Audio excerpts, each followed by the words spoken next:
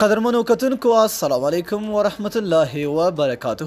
په دې هیله امید چې ټول به روغ جوړ او د صحت په جامه به یاست. قدرمنو په نننۍ ویډیو کې به موږ خبره کوو د واتس اپ داسې یو ټریک چې تر اوسه پورې به تاسو نه وی لیدلی.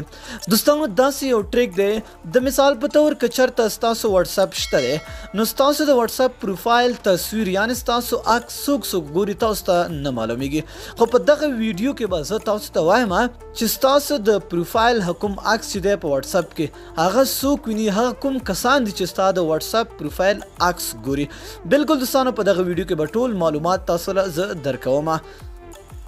دوستانو د دې لپاره ضرورت څه صرف یو اپلیکیشن دی، هغه به تاسو انسټال کړئ او ټول معلومات به تاسو ته په هغه اپلیکیشن کې ملاویږي. دوستانو اپلیکیشن به د کومه کوئ د ویډیو په نوم باندې به کلیک کړئ، ډسکرپشن ته به راشئ، هلته به لینک وي، په هغه لینک کلیک کړئ او اپلیکیشن ډاونلوډ کړئ، بیا یې انسټال کړئ. چې کله هم تاسو اپلیکیشن انسټال کړئ اپلیکیشن به تاسو سمپل خلاص کړئ. دوستانو راځو دغه یو اپلیکیشن دی، ګورو اوس دا اپلیکیشن چې کله هم تاسو خلاص کړئ اپلیکیشن به اګری اینڈ کنټینیو باندې به کلیک کړئ.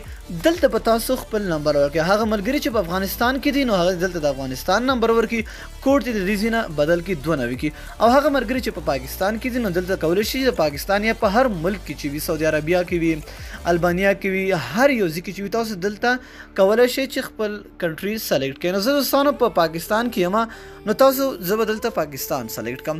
سمه ده چې کله هم ما پاکستان سلیکټ کړم دوستانو تاسو ته به دلته خپل هغه نمبر ولیکئ چې کوم نمبر ستاسو په واتس اپ وي، یعنې ستاسو واتس اپ نمبر هغه به تاسو دلته ولیکئ. زما چې دا نمبر دی، دا نمبر دی، د هغې نه پس په تاسو دا ساین ان کې چې کله هم تاسو ساین ان که نو تاسو ته به دلته یو تاسو نه به جیمیل غواړي، هغه جیمیل به دوستانو ما الریډي دا جوړ کړی و نو ځکه ما نه نور څه ونه غوښتل. تاسو نه به هلته د نوم تپوس هم کوي نو هلته به خپل نوم ورکړئ. چې کله هم تاسو خپل نوم او که جیمیل درنه تپوس وکړي جیمیل هم ورکړئ. د بعضې خلکو نه کوي او بعضې نه کوي نو تاسو به دلته راشئ. دلته دوستانو ګورئ لیکلي دي یو کنټاکټ، یو ویزیټډ، یو ویزیټر.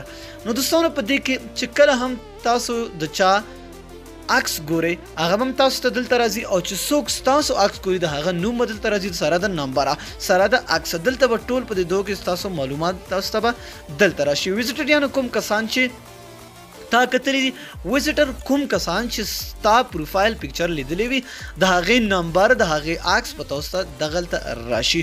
نو دوستانو دا وه نننۍ ویډیو که چېرته خوښه شوې مووي در سره لایک یې کړئ او د خپلو دوستانو سره یې هم شیر کړئ.